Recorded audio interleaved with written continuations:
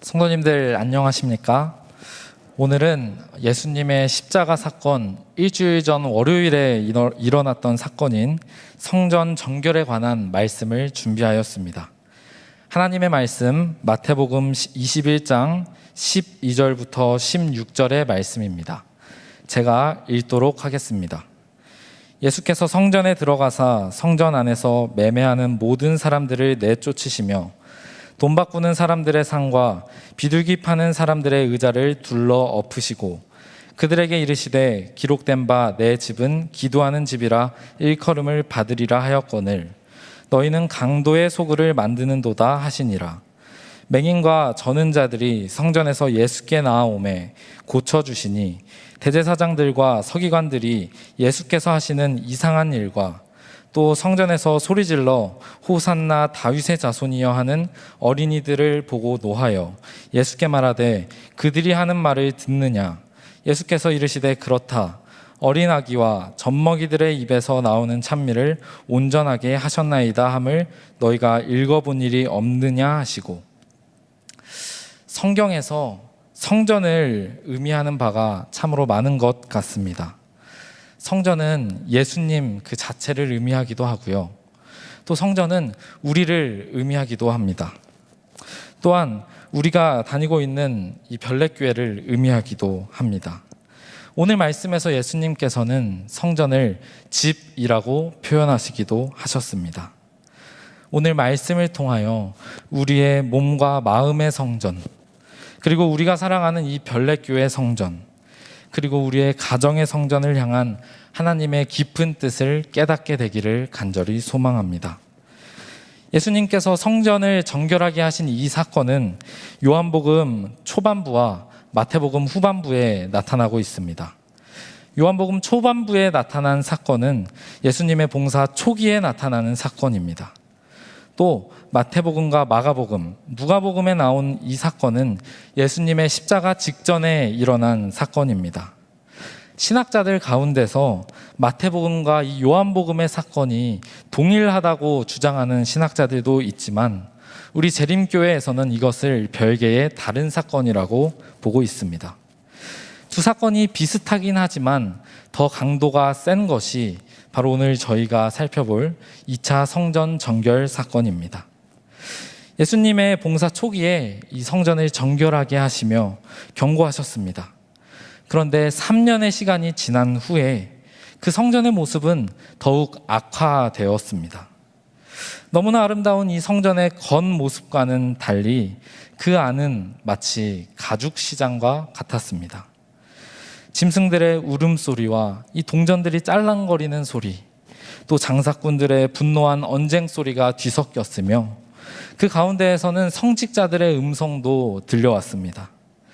그런데 이때는 유월절이었습니다. 유대인의 명절인 유월절이 되면 내가 만약 유대인이라면 외국에 살던지 자국에 살던지 1년에 3차례는 성전에 와서 하나님 앞에 인사하고 또 제사 드리게 되어 있습니다. 그렇기 때문에 전국에서 수많은 사람들이 이 시기에는 예루살렘에 몰려들어 인산인해를 이루며 제사를 드리기 위해 나와왔습니다. 이 제사에는 동물을 잡아서 그 피를 제단에 제사장이 쏟아야만 했습니다. 이때는 전국에서 사람들이 약 100만 명 이상 모여들었기 때문에 이때의 기록을 보게 되면 유월절에 약 20만 마리에서 25만 마리의 양이 죽음을 당했다고 나와 있습니다. 정말 많은 수죠. 이때 양들의 피가 성전에 강같이 흘러나왔다고 기록되어 있습니다. 그렇기 때문에 이 성전에서는 양을 전문적으로 잡는 제사장이 존재했을 정도였습니다. 그런데 사람들이 멀리서 오게 되면 이 양을 끌고 오기가 굉장히 어려웠던 것입니다. 그렇기 때문에 멀리서 오는 이 사람들을 위하여 성전의 바깥마당, 이방인의 뜰이라고 하는 곳에 양이나 염소, 여러 가지 성전의 제물들을 구입할 수 있는 가축시장이 형성되어 있었던 것입니다. 이 이방인의 뜰에 대해서 간단하게 설명을 드리자면 유대의 역사가 요세푸스의 기록에 따르면 이 성전에는 4가지의 뜰이 있었다고 기록되어 있습니다.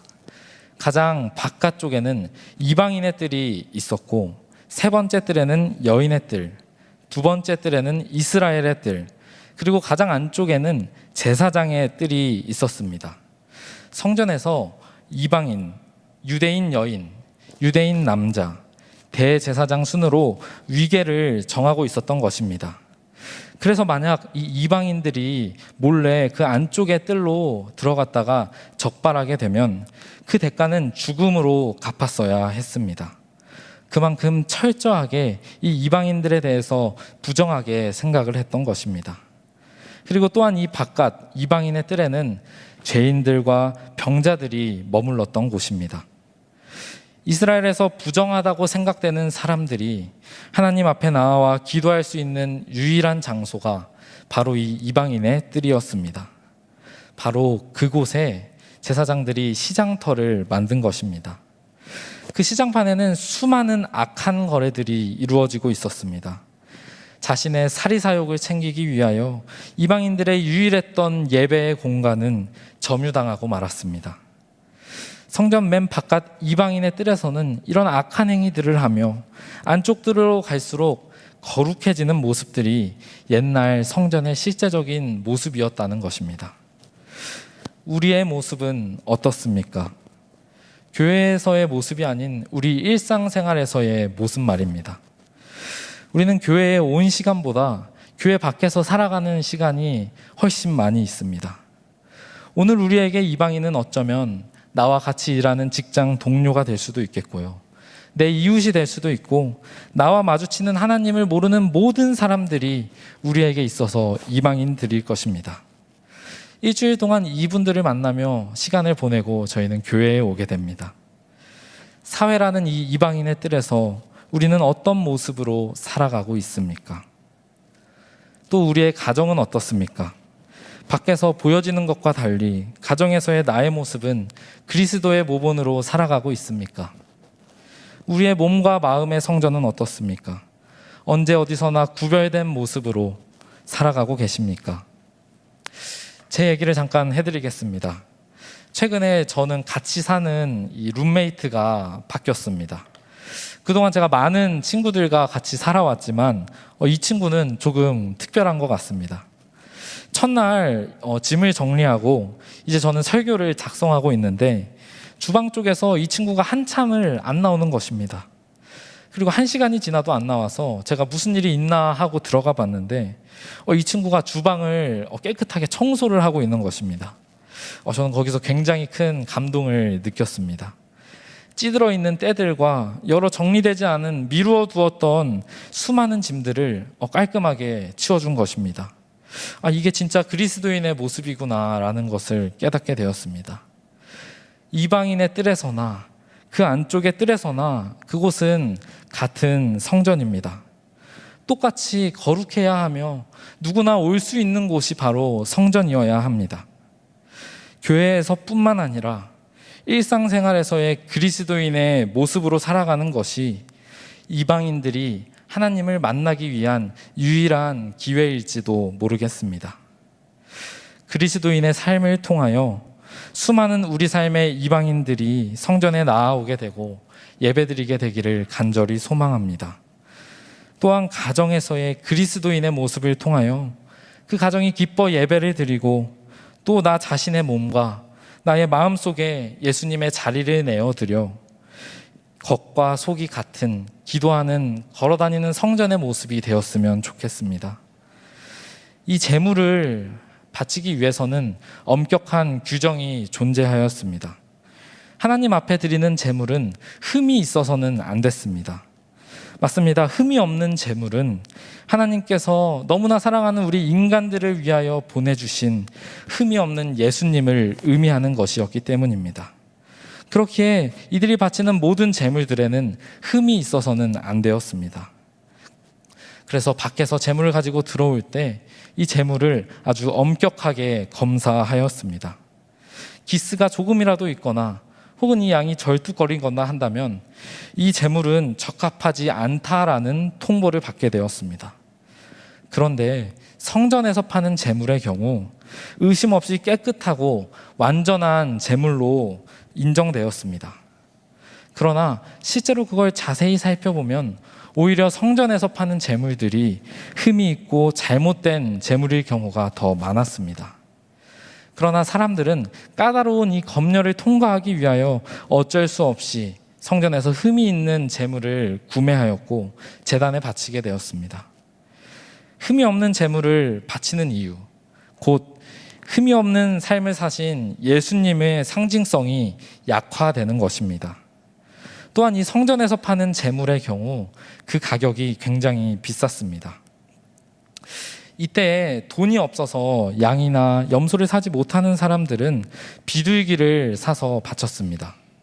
그런데 이 비둘기 값을 계산해 보니 무려 15배를 더 받았다고 합니다. 어마어마하게 많은 사람들이 이 어마어마하게 많은 재물을 바치는데 다 성전에서 비싸게 구입해야 하는 시스템인 겁니다. 또한 성전에 들어가기 위해서는 성전세라는 것을 지불했어야 합니다. 그런데 각 지역에서 온 나라에서 온 사람들이 성전세를 지불하기 위하여 환전을 했어야 합니다. 여기에 또 비싸게 수수료를 받았습니다. 이런 것들을 만든 것이 바로 제사장들이었습니다. 성전에서 이런 행위를 할 수 있었던 것은 오직 제사장의 허가를 받은 상인들이었습니다. 이 많은 돈이 대부분 제사장의 수중에 들어갔다는 것입니다. 나의 탐욕이 아닌 다른 사람들의 필요를 채워주기 위한 곳이 바로 성전이어야 했지만 이들은 종교의 이름을 빌려 비양심적인 착취를 해왔던 것입니다. 물론 처음에는 좋은 목적이었습니다. 멀리서 오는 사람들의 불편함을 해소해주고 환전해야 하는 번거로움을 줄여주는 것이었죠. 하지만 점차 그 좋은 목적보다는 거기서 나오는 그 부가적인 수입들에 집중하게 되었고 결국 하나님을 예배드리는 곳이 그들의 사업장으로 바뀌게 되었던 것입니다. 장사라는 행위는 자신의 이익을 얻기 위하여 사고 파는 행위를 말합니다. 싸게 사서 비싸게 팔아야 장사가 되겠죠. 우리는 삶을 살아가면서 인생이라는 장사를 하며 살아갑니다. 나에게 도움이 되는 사람과는 가깝게 지내고 싶어 하고 나에게 해를 끼치는 사람과는 멀리 떨어져 지내고 싶어 합니다. 성도님들 혹시 가성비라는 말을 알고 계십니까? 이 가성비라는 말은 가격 대비 성능을 줄인 말입니다. 가격은 저렴한데 성능은 좋고 만족도가 높은 물건을 뜻합니다. 저도 참 가성비를 좋아하는데요. 좋은 물건을 저렴하게 구매하고 또 적은 시간에 들여 높은 성과를 얻고 싶어 하는 마음은 사람이라면 누구나 마찬가지로 가지고 있을 것입니다. 그런데 우리가 다니는 이 교회는 가성비가 아닙니다. 교회는 주는 대로 받는 곳이 아닙니다. 교회는 자신의 이득을 취하기 위하여 다니는 곳이 아니기 때문입니다. 예수님의 십자가는 우리에게 무엇인가를 받기 위하여 대가를 바라시고 주신 것이 아닙니다. 온전히 우리를 사랑하시기 때문에 아무런 대가를 바라시지 않으시고 주신 이 십자가가 바로 이 기독교의 정수입니다. 성전은 나의 탐욕이 아닌 다른 사람의 필요를 채워주는 곳이 되어야 합니다. 때로 우리는 예수님을 상대로 기도라는 장사를 하고 있을지도 모르겠습니다. 기도할 때 하나님의 뜻을 묻기보다는 또 다른 사람들을 위하여 중보기도 하기보다는 나의 바람과 내 뜻을 위해서 기도하고 있는지도 모르겠습니다. 하나님의 뜻을 이루기 위하여 기도하는 것보다 내 이익만을 위하여 기도하는 것은 어쩌면 장사하는 신앙입니다. 내 마음이 성령이 거하시는 성전이 되기 위해서는 하나님의 뜻을 물어보고 또 그 뜻에 순종해야만 합니다. 하나님 앞에서 자신을 희생하지 않고 내 입맛대로 하는 이런 맛있는 신앙은 성전에서 장사하는 것과 다를 바 없다는 것입니다. 오늘 성도님들께서는 하루를 사시며 어떤 기도를 하셨습니까? 성전은 재물이 죽는 곳입니다. 그 죽음으로 인하여 죄사함을 얻는 곳입니다. 기도하며 하나님의 뜻을 묻고 내 뜻을 죽일 때에 우리는 죄사함을 얻고 우리 마음속에 거하시는 성령이 거하시는 그 성전이 될 것입니다. 오늘 말씀에서 나온 이 팔다라는 헬라어 폴라오는 교환하다, 팔다, 배반하다, 매수하다라는 의미를 가지고 있습니다. 제사장들은 하나님 앞에 빈손으로 나갈 수 없는 이 백성들의 거룩한 마음을 이용하고 배반했습니다.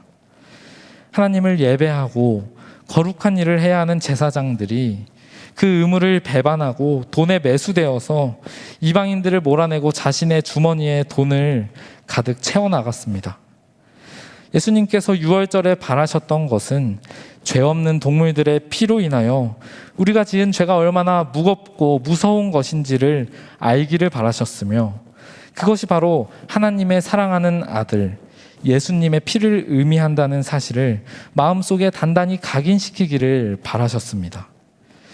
죄 없는 양들의 수많은 피로 십자가의 예수님을 바라보아야 하지만 이들은 그것을 장사의 도구로서만 사용했습니다. 그렇기 때문에 자신의 죄를 회개하고 돌아서는 일이 성전에서는 점차 망각되어져 갔고 둔화되어져 갔고 잊혀져 갔습니다. 예수님께서 승리의 입성을 하시며 예루살렘에 들어오시고 성전에 가서 이 광경을 보셨을 때 예수님의 마음은 어떠셨을까요? 참으로 막막하지 않으셨을까요? 예수님께서 이 광경을 보시고 날카로운 시선으로 더럽혀진 성전의 뜰을 훑어보셨습니다. 모든 사람의 시선이 예수님께로 쏠렸고 제사장과 바리새인들은 놀라움과 두려움으로 예수님을 쳐다봅니다. 견딜 수 없을 정도의 침묵이 흐르고 있습니다. 그리고 예수님께서 말씀하십니다. 시대의 소망에는 이 상황을 이렇게 기록하고 있습니다. 기록된 바 내 집은 기도하는 집이라 일컬음을 받으리라 하였거늘 너희는 강도의 구려를 만드는 도다라고 능력으로 하신 그리스도의 말씀이 마치 큰 폭풍우처럼 백성들을 뒤흔들었다. 그분의 음성은 나팔 소리처럼 온 성전을 울렸다. 그분의 얼굴에 나타난 불쾌함은 마치 삼키는 불처럼 보였다. 예수님께서 이것을 여기서 가져가라고 명령하십니다. 제사장들과 장사꾼들은 가축들을 몰고 성전에서 도망가게 됩니다. 예수님에게 있어서 이들은 장사꾼이 아니라 강도들이었습니다. 강도는 무언가를 빼앗아가는 존재입니다. 수많은 예배자들이 성전에 나와 제물을 바치고 그것을 보며 이 피를 흘리게 된 이유가 죄라는 사실, 그리고 흠없는 제물을 바치며 그것을 표상하는 죄 없는 예수님이 흘려야 할 보혈의 의미를 잊어버리게 만들었습니다. 오로지 형식만을 남겨둔 채 그 안에 있어야 할 진정 중요한 의미들을 생각하지 못하게 만들었습니다. 양들이 흘리는 피만큼 군중들은 회개하여야 했지만 오로지 죄 없는 양의 피만이 성전을 가득 채우고 있었습니다. 예수님은 이 피에 무지한 백성들을 보며 어떤 생각을 하셨을까요? 얼마 뒤에 있을 자신의 십자가에 대한 회의감을 느끼지는 않으셨을까요? 시대의 소망에 이런 말씀이 있습니다. 백성들의 눈에는 제사의식의 신성성이 크게 훼손되었다. 예수님의 마음에는 분노가 일어났으며 예수님께서는 세상 죄를 위하여 곧 흘리게 될 당신의 피도 그들이 끊임없이 흘리던 짐승의 피처럼 제사장들과 장로들에게 거의 감사히 여김을 받지 못할 것을 그분은 아셨다. 오늘 우리의 성전에서 예배는 어떻게 드려지고 있습니까? 교회에서, 가정에서, 나의 마음에서 언젠가부터 형식적인 예배가 드려지고 있지는 않으십니까? 우리는 형식적인 신앙을 두려워해야 합니다. 형식적인 신앙은 예수님의 십자가의 공로를 잊어버리게 만들기 때문입니다.